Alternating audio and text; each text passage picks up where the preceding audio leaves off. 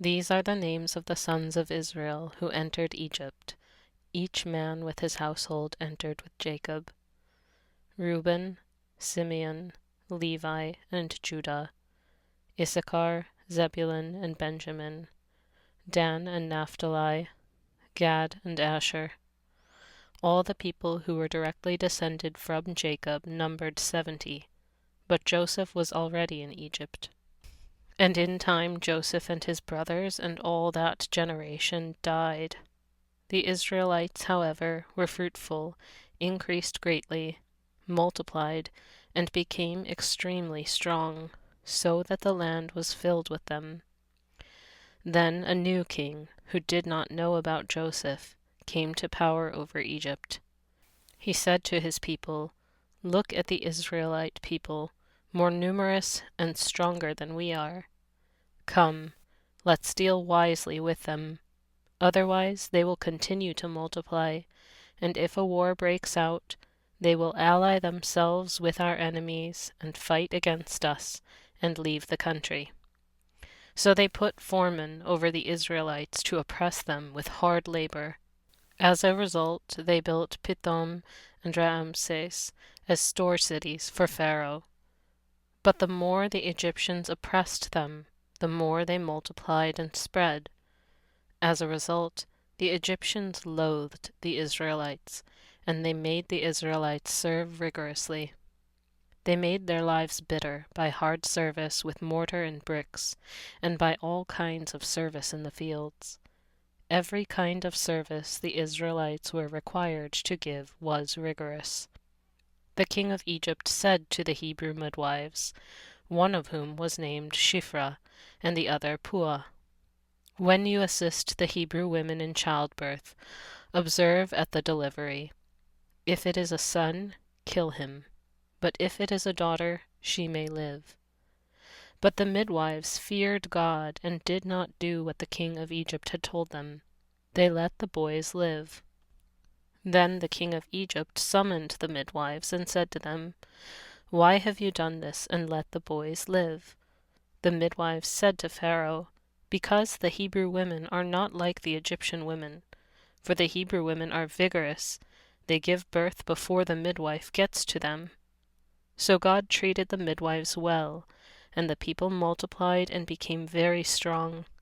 And because the midwives feared God, he made households for them. Then Pharaoh commanded all his people, "All sons that are born you must throw into the river, but all daughters you may let live." A man from the household of Levi married a woman who was a descendant of Levi. The woman became pregnant and gave birth to a son. When she saw that he was a healthy child, she hid him for 3 months. But when she was no longer able to hide him, she took a papyrus basket for him and sealed it with bitumen and pitch. She put the child in it and set it among the reeds along the edge of the Nile. His sister stationed herself at a distance to find out what would happen to him. Then the daughter of Pharaoh came down to wash herself by the Nile, while her attendants were walking alongside the river, and she saw the basket among the reeds. She sent one of her attendants, took it, opened it, and saw the child, a boy, crying, and she felt compassion for him and said, "This is one of the Hebrews' children." Then his sister said to Pharaoh's daughter, "Shall I go and get a nursing woman for you from the Hebrews, so that she may nurse the child for you?" Pharaoh's daughter said to her, "Yes, do so." So the young girl went and got the child's mother. Pharaoh's daughter said to her, "Take this child and nurse him for me, and I will pay your wages." So the woman took the child and nursed him. When the child grew older, she brought him to Pharaoh's daughter, and he became her son. She named him Moses, saying, "Because I drew him from the water." In those days when Moses had grown up, he went out to his people and observed their hard labor, and he saw an Egyptian man attacking a Hebrew man, one of his own people. He looked this way and that, and saw that no one was there. and then he attacked the Egyptian and concealed the body in the sand. When he went out the next day, there were 2 Hebrew men fighting. So he said to the one who was in the wrong, "Why are you attacking your fellow Hebrew?" The man replied, "Who made you a ruler and a judge over us? Are you planning to kill me like you killed that Egyptian?" Then Moses was afraid, thinking, "Surely what I did has become known." When Pharaoh heard about this event, he sought to kill Moses. So Moses fled from Pharaoh and settled in the land of Midian, and he settled by a certain well. Now a priest of Midian had 7 daughters, and they came and began to draw water and fill the troughs in order to water their father's flock. When some shepherds came and drove them away, Moses came up and defended them, and then watered their flock. So when they came home to their father Reuel, he asked, "Why have you come home so early today?" They said, "An Egyptian man rescued us from the shepherds, and he actually drew water for us and watered the flock." He said to his daughters, "So where is he? Why in the world did you leave the man? Call him, so that he may eat a meal with us." Moses agreed to stay with the man, and he gave his daughter Zipporah to Moses in marriage. When she bore a son, Moses named him Gershom, for he said, "I have become a resident foreigner in a foreign land." During that long period of time the king of Egypt died, and the Israelites groaned because of the slave labor.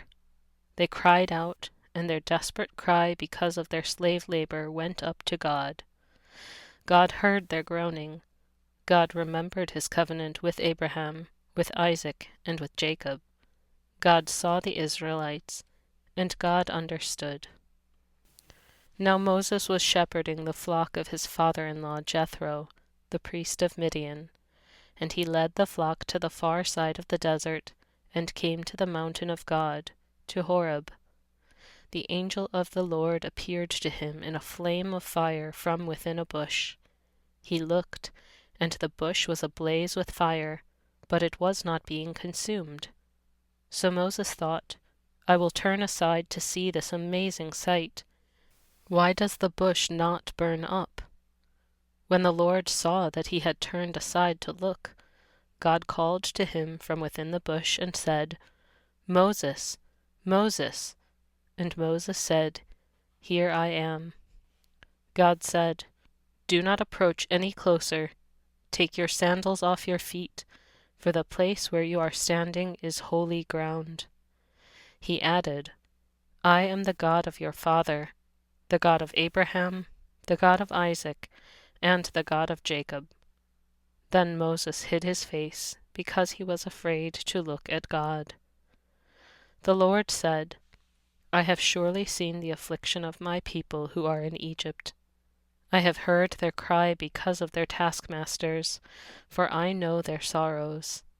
I have come down to deliver them from the hand of the Egyptians, and to bring them up from that land to a land that is both good and spacious, to a land flowing with milk and honey, to the region of the Canaanites, Hittites, Amorites, Perizzites, Hivites, and Jebusites. And now, indeed, the cry of the Israelites has come up to me, and I have also seen how severely the Egyptians oppress them. So now go, and I will send you to Pharaoh to bring my people, the Israelites, out of Egypt." Moses said to God, "Who am I, that I should go to Pharaoh, or that I should bring the Israelites out of Egypt?"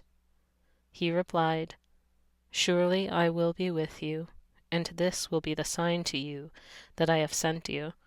When you bring the people out of Egypt, you and they will serve God on this mountain." Moses said to God, "If I go to the Israelites and tell them, 'The God of your fathers has sent me to you,' and they ask me, 'What is his name?' what should I say to them?"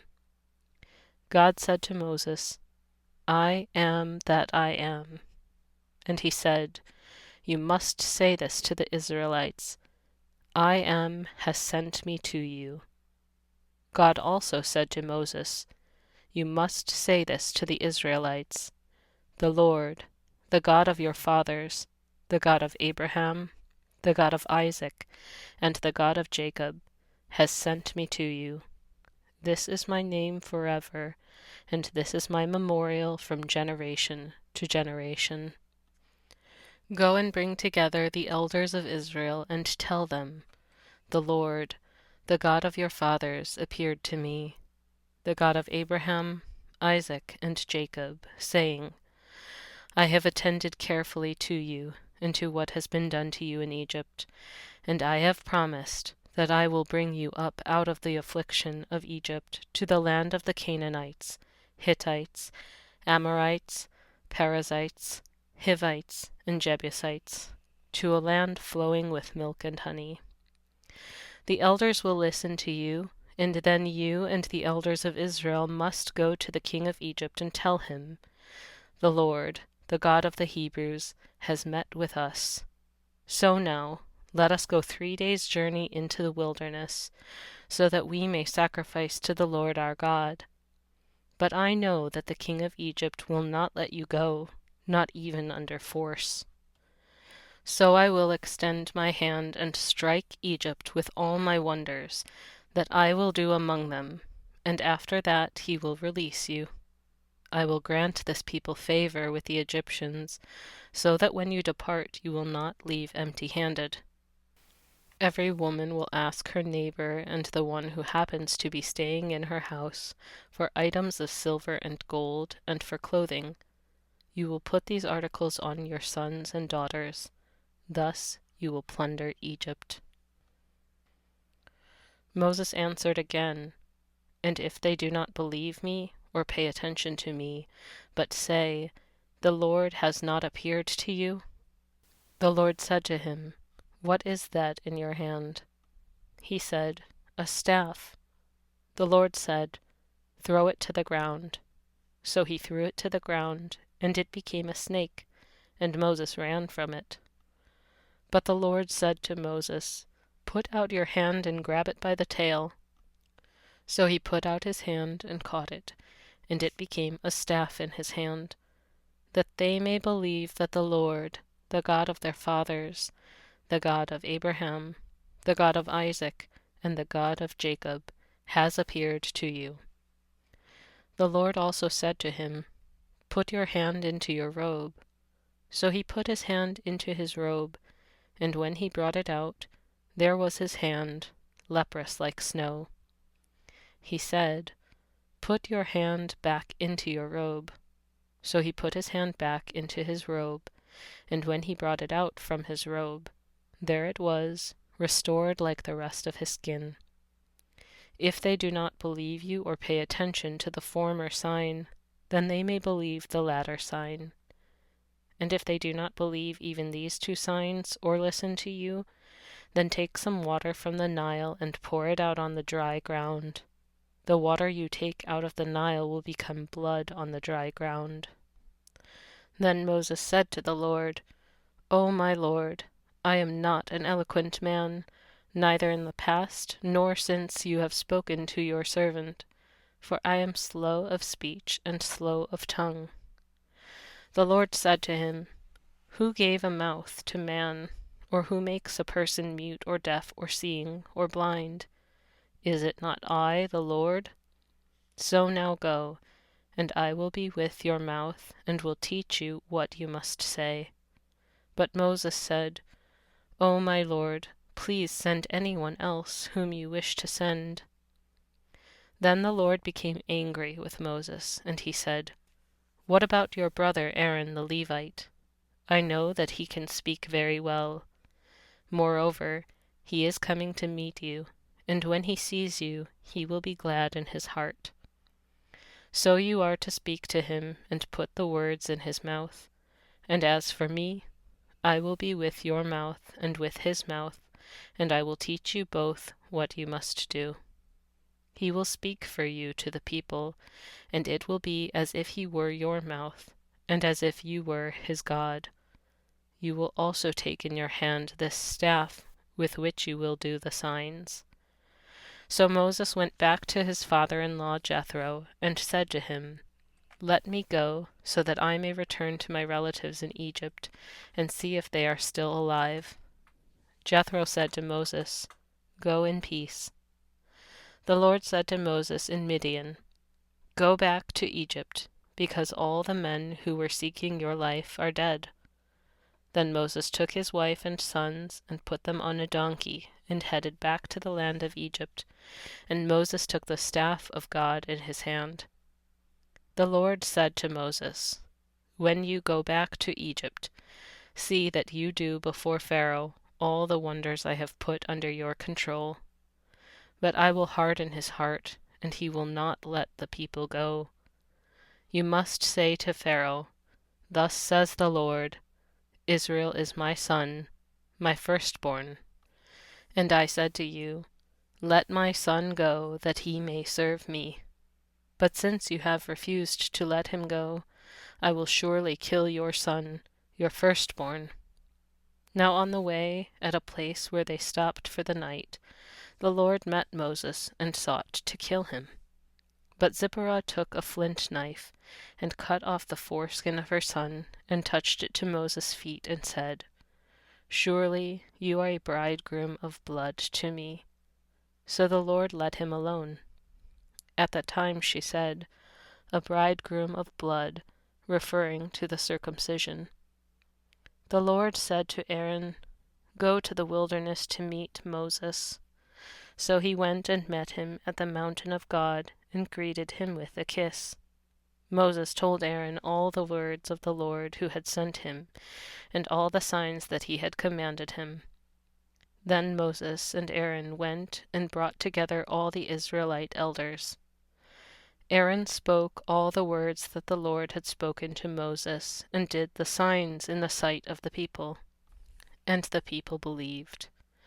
When they heard that the Lord had attended to the Israelites, and that he had seen their affliction, they bowed down close to the ground. Afterward, Moses and Aaron went to Pharaoh and said, "Thus says the Lord, the God of Israel, release my people, so that they may hold a pilgrim feast to me in the desert." But Pharaoh said, "Who is the Lord that I should obey him by releasing Israel? I do not know the Lord, and I will not release Israel." And they said, "The God of the Hebrews has met with us. Let us go a 3-day journey into the desert, so that we may sacrifice to the Lord our God, so that he does not strike us with plague or the sword." The king of Egypt said to them, "Moses and Aaron, why do you cause the people to refrain from their work? Return to your labor." Pharaoh was thinking, "The people of the land are now many, and you are giving them rest from their labor." That same day Pharaoh commanded the slave masters and foremen who were over the people, "You must no longer give straw to the people for making bricks as before. Let them go and collect straw for themselves. But you must require of them the same quota of bricks that they were making before. Do not reduce it, for they are slackers. That is why they are crying, 'Let us go sacrifice to our God.' Make the work harder for the men, so that they will keep at it and pay no attention to lying words." So the slave masters of the people and their foremen went to the Israelites and said, "Thus says Pharaoh, I am not giving you straw. You go get straw for yourselves wherever you can find it, because there will be no reduction at all in your workload." So the people spread out through all the land of Egypt to collect stubble for straw. The slave masters were pressuring them, saying, "Complete your work for each day, just like when there was straw." The Israelite foremen, whom Pharaoh's slave masters had set over them, were beaten and were asked, "Why did you not complete your requirement for brick-making as in the past, both yesterday and today?" The Israelite foremen went and cried out to Pharaoh, "Why are you treating your servants this way? No straw is given to your servants, but we are told, 'Make bricks.' Your servants are even being beaten, but the fault is with your people." But Pharaoh replied, "You are slackers. Slackers, that is why you are saying, 'Let us go sacrifice to the Lord.' So now, get back to work. You will not be given straw, but you must still produce your quota of bricks." The Israelite foremen saw that they were in trouble when they were told, "You must not reduce the daily quota of your bricks." When they went out from Pharaoh, they encountered Moses and Aaron standing there to meet them, and they said to them, "May the Lord look on you and judge, because you have made us stink in the opinion of Pharaoh and his servants, so that you have given them an excuse to kill us." Moses returned to the Lord and said, "Lord, why have you caused trouble for this people? Why did you ever send me? From the time I went to speak to Pharaoh in your name, he has caused trouble for this people, and you have certainly not rescued them." Then the Lord said to Moses, "Now you will see what I will do to Pharaoh, for compelled by my strong hand he will release them, and by my strong hand he will drive them out of his land." The time is coming when Jacob will take root. Israel will blossom and grow branches. The produce will fill the surface of the world. Has the Lord struck down Israel like he did their oppressors? Has Israel been killed like their enemies?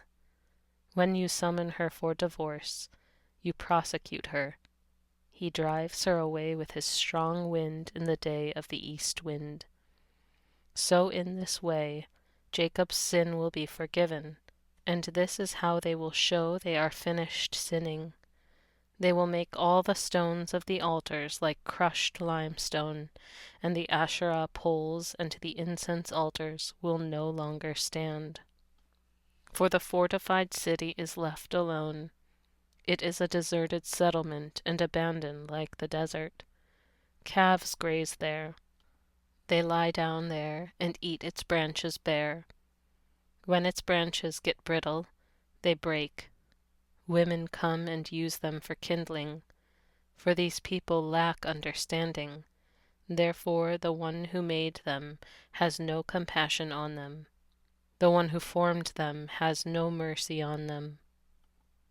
At that time the Lord will shake the tree from the Euphrates River to the stream of Egypt.